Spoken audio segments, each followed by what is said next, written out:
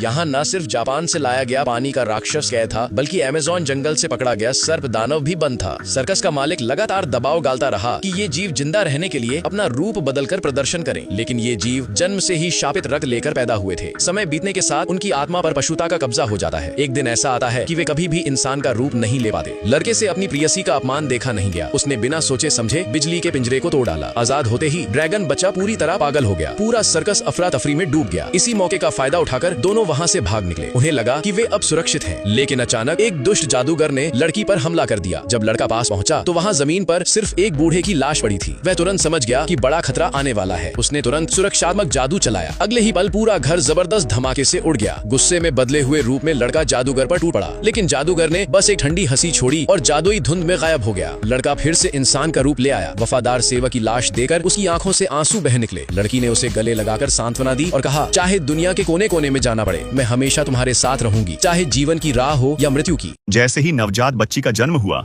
उसे पता चला कि एक नर्स उसे ले जाने वाली है, लेकिन वह बोल नहीं सकी। इसीलिए वह केवल प्रार्थना कर सकती थी कि उसकी माँ समय पर जाग जाए।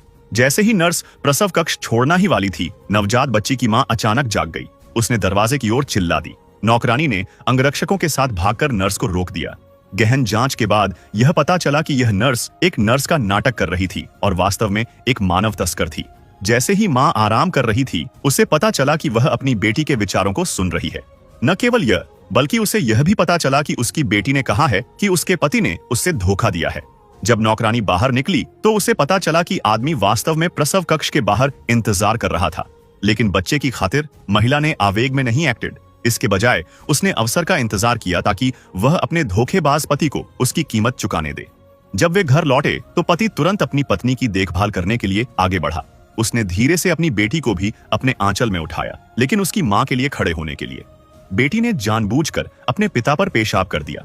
अचरज की बात है, पति ने बेटी को वापस अपनी पत्नी को सौंप दिया, लेकिन जब आदमी अपनी पुराने प्रेमिका के घर गई तो उसने अपने अवैध बेटी का बहुत ध्यान रखा।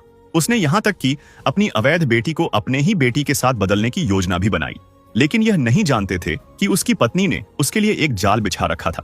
जब पति घर लौटे तो उसकी पत्नी ने अपने बेटी के लिए 1 महीने का भोज आयोजित करने का प्रस्ताव रखा। वह इस अवसर का उपयोग अपने कंपनी को वापस पाने और अपनी पत्नी से तलाक लेने के लिए करना चाहती थी, लेकिन पति ने कहा कि चूंकि बच्चे को कुछ भी समझने के लिए बहुत छोटा है, इसलिए भोज आयोजित करने की आवश्यकता नहीं है। अप्रत्याशित रूप से उसकी पत्नी ने कहा कि उसके सीईओ दोस्त भी आएंगे। पति ने तुरंत मन बदला और कहा कि वे निश्चित रूप से अपने बेटी के साथ 1 महीने का भोज आयोजित करना चाहिए। जल्द ही पूर्ण महीने के भोज के दिन आदमी ने महिला को एक मोती उपहार के रूप में दिया। अचानक बेटी ने तिरस्कारपूर्ण ढंग से कहा कि यह अवैध बेटी नहीं चाहती। सीईओ ने आदमी पर यहाँ तक कि अपने ही बेटी को उपहार देते समय भी कंजूस होने का मजाक उड़ाया। आदमी इस पर बहुत गुस्सा हुआ, लेकिन तभी बेटी बाथरूम जाने के लिए जाना चाहती थी। सीईओ ने अपने सहायक को उसे ले जाने के लिए कहा, लेकिन अप्रत्याशित रूप से जैसे ही वे बाहर निकले, एक व्यक्ति जिसने मुखौटा पहना हुआ था, उसने कहा कि वह महिला द्वारा युवती को लेने के लिए भेजी गई है। सहायक ने युवती को नौकरानी को सौंप दिया।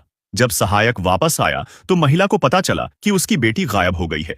तभी उसने एहसास हुआ कि उसकी बेटी किसी ने ले ली है। वह डर गई और अपनी बेटी की तलाश में भाग निकली। अचानक जिसने बच्चे को उठाया था वह महिला के छोटे भाई से मिली।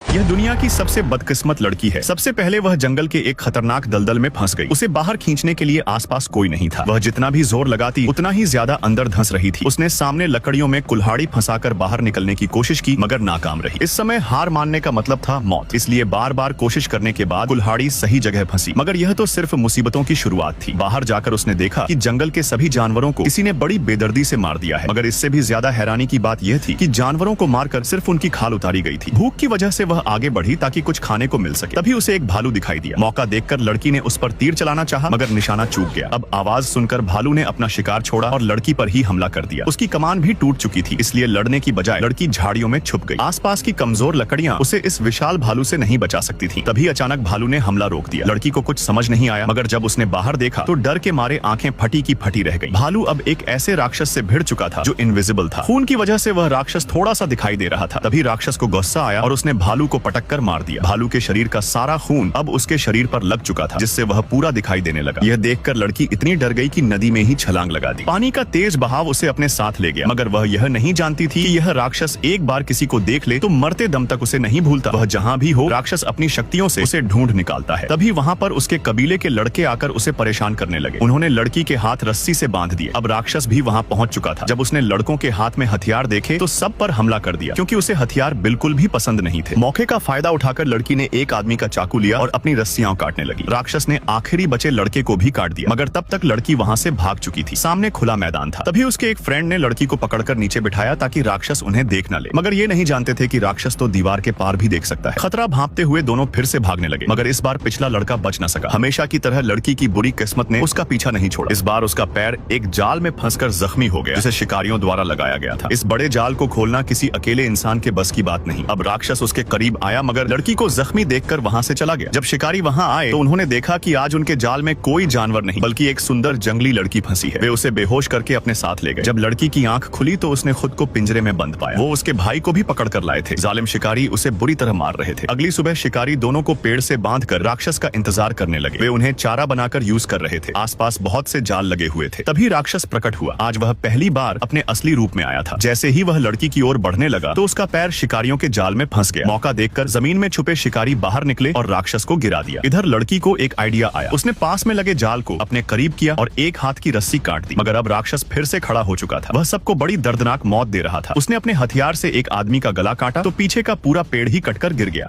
एक लड़की सिर्फ कचरा फेंकने बाहर गई, लेकिन दरवाजे पर लगा 6 नंबर का साइन हिलकर 9 नंबर बन गया। इस वजह से कुरियर वाला गलत पार्सल छोड़ गया। लड़की को कुछ पता नहीं था। उसने पार्सल को लात मारकर कमरे में धकेल दिया। उसे नहीं मालूम था कि उसकी जिंदगी अब पूरी तरह बदलने वाली। पार्सल खोला तो उसमें नोटों की गड्डियां थी। लड़की हैरान रह गई। किराया देने के पैसे न होने वाली उसकी जिंदगी इस पैसे से हमेशा के लिए सेट हो सकती। तभी दरवाजे पर खटखट हुई। वह घबराकर दरवाजा खोलने गई। 2 आदमी पार्सल के बारे में पूछने आए थे। क्या आपने यहाँ दरवाजे पर कोई पार्सल देखा मैडम? नहीं, ऐसा कुछ नहीं था। लड़की ने झूठ बोला। उसका दिल जोर जोर से धड़क रहा था। सौभाग्य से वे सवाल पूछकर चले गए। वह दौड़कर कमरे में आई और नोटों को बैग में ठूंसने लगी, लेकिन तभी फिर दरवाजा बजा। वहीं 2 आदमी लौट आए। तेज खटखटाहट से वह घबरा गई। उसने बैग को जल्दी से अलमारी के ऊपर फेंका। दरवाजा खोलने से पहले ही वे अंदर घुसा। एक ने उसे थप्पड़ मारा और पूछा पार्सल कहाँ छिपाया? लड़की डर से कांप रही थी, लेकिन बोली मैंने कुछ नहीं देखा। वे यकीन में थे कि पार्सल यही है। उन्होंने कमरे में तलाशी शुरू की। उनकी हरकतों से अलमारी पर रखा बैग हिलने लगा। सौभाग्य से वे कुछ न मिलने पर रुक गए, लेकिन जब एक आदमी बिस्तर के नीचे झांकने झुका, बैग ऊपर से गिर पड़ा ठीक उसके सामने। वह अपने साथी को बुलाने वाला था। तभी लड़की ने फूलदान उठाकर उसके सिर पर दे मारा। वह मर गया। दूसरा आदमी दौड़ा, लेकिन लड़की उसका मुकाबला न कर सकी। उसने उसका गला दबाया। तभी लड़की का हाथ रसोई के चाकू पर। उसने चाकू से उसे मार डाला। वह डर से कांप रही थी। बिस्तर पर बैठकर वह सोचने लगी, गरीबी तो थी ही, अब 2 हत्याएं भी हो गई। उसे गलती का एहसास हुआ। वह पुलिस स्टेशन गई और आत्मसमर्पण करना चाहा, लेकिन वहां कर्मचारियों ने उसकी बात गंभीरता से नहीं ली। घंटों इंतजार के बाद भी कोई नहीं आया। लड़की ने सोचा मैं इतनी जवान हूँ, जेल गई तो जिंदगी बर्बाद हो जाएगी। उसने फैसला किया कि अब पीछे नहीं हटेगी। घर लौटकर उसने पहले चाकू निकाला, एक शव को अलमारी में खींचा, तकिए के कवर में डाला, चादर से ढका और कपड़े लटकाकर छिपाया। दूसरा शव उसने स्टील के बक्से में डाला और मेज पोस्ट से ढक दिया। उसने कुछ नोट अपनी माँ को भेजे, बाकी पैसे उसने टॉयलेट टैंक के नीचे छिपाए। फिर उसने कंप्यूटर खोला और नकली दस्तावेज बनवाने की योजना बनाई। वह डीलर से मिलने निकले, लेकिन उसके जाते ही 2 हरे कपड़ों वाले आदमी आए। वे उस माफिया सरगना के आदमी थे जिसके लिए पहले 2 लोग आए थे। दाढ़ी वाले को शक था कि उसके आदमी गायब क्यों हैं। ये लोग सीधे 9 नंबर के कमरे में गए, लेकिन वहाँ सब बिखरा था और लड़की गायब थी। जाते वक्त एक पड़ोसी ने कहा कल भी 2 हरे कपड़ों वाले 6 नंबर पर गए थे। उन्होंने लड़की का 6 नंबर वाला कमरा खोला। एक आदमी ने अलमारी खोली, लेकिन अंधेरा होने से कुछ न देखा। दूसरा टॉयलेट गया, लेकिन टैंक का ढक्कन न उठाया। तभी मेज पोस्ट के नीचे से फोन की घंटी बजी। उन्होंने बक्से में एक शव पाया। दाढ़ी वाले का फोन था। उन्होंने बताया कि सिर्फ एक शव मिला और दूसरा आदमी पैसे लेकर भाग गया होगा। दाढ़ी वाले ने दूसरे आदमी का नंबर डाला। तभी अलमारी से कंपन हुआ और दूसरा शव बाहर गिरा। वे हैरान रह गए। फोन फिर बजा। दाढ़ी वाले ने समझा कि 6 नंबर की मालकिन ही उसका दुश्मन है। उसने आदमियों को कमरा ठीक करने और चुप रहने को कहा। संयोग से लड़की उसी वक्त दाढ़ी वाले के सामने थी। वह नकली दस्तावेज बनवाने गई थी और दाढ़ी वाला ही डीलर था। उसने पैसे दिए और 100 का टिप भी। उधर हरे कपड़ों वाले चले गए और एक भूरे कपड़ों वाला आदमी लड़की के घर घुसा। वह दाढ़ी वाले का असली दुश्मन था और पैसे के लिए आया था। उसने टॉयलेट में टैंक खोला और पैसे देखे, लेकिन लड़की लौट आई। उसने जल्दी से टैंक बंद किया और अलमारी में छिप गया। लड़की एक बड़ा बांस का टोकरा लाई जिसमें शव ले जाना था। ले जाते वक्त उसकी बांह पर खून लग गया। टॉयलेट में धोने गई और वहां सिगरेट का टुकड़ा देखा। उसे शक हुआ कि कोई घर में है। उसने चाकू उठाया और तलाश शुरू की। अलमारी में छिपा आदमी अपनी बंदूक तान रहा था। तभी दरवाजे की घंटी बजी। लड़की ने दरवाजा खोला। एक पुलिस वाला था जो केस की जांच के लिए बालकनी इस्तेमाल करना चाहता था। लड़की की घबराहट ने उसे शक में डाला। उसने चाकू पीछे छिपाया, लेकिन पुलिस वाले ने टोकरे में शव देख लिया। लड़की ने हाथ उठाया। पुलिस वाला अलमारी की ओर गया जहां भूरा आदमी छिपा था। गोलियों की आवाज के साथ दोनों मर गए। कमरा पंखों से भर गया। लड़की को अब और बड़ा टोकरा चाहिए था। पड़ोसियों ने खिड़की से देखा और हैरान रह गए। मरा हुआ पुलिस वाला लड़की का बॉयफ्रेंड था। पड़ोसी छोटा मोटा को गुस्सा आया कि उसका बॉयफ्रेंड उसे धोखा दे रहा था। दोस्तों ने सलाह दी ऐसे आदमी को खत्म कर दो। अचानक 2 दिन पहले मरा पुलिस वाला जिंदा हो गया। उसने छोटा मोटा को अपनी गुमशुदगी की बात बताई, लेकिन छोटा मोटा ने उसे दोस्तों की सलाह से जल्दी भगा दिया। लड़की अपनी सहेली के घर गई, लेकिन सहेली ने दवा खाकर आत्महत्या की कोशिश की थी। लड़की उसे अस्पताल ले गई। सहेली ठीक थी, लेकिन प्रेम में धोखा खाकर उदास थी। वह लड़की के साथ घर जाना चाहती थी। सहेली की मदद से लड़की ने 2 बड़े बक्से कार में डाले। सहेली को नहीं पता था कि उनमें क्या है। 1 घंटे बाद वे समुद्र किनारे पहुंचे। लड़की बक्से समुद्र में फेंकना चाहती थी। सहेली को शक हुआ। उसने पूछा बक्से में क्या है। लड़की ने बक्सा खोल दिया। सहेली डर से चीख पड़ी।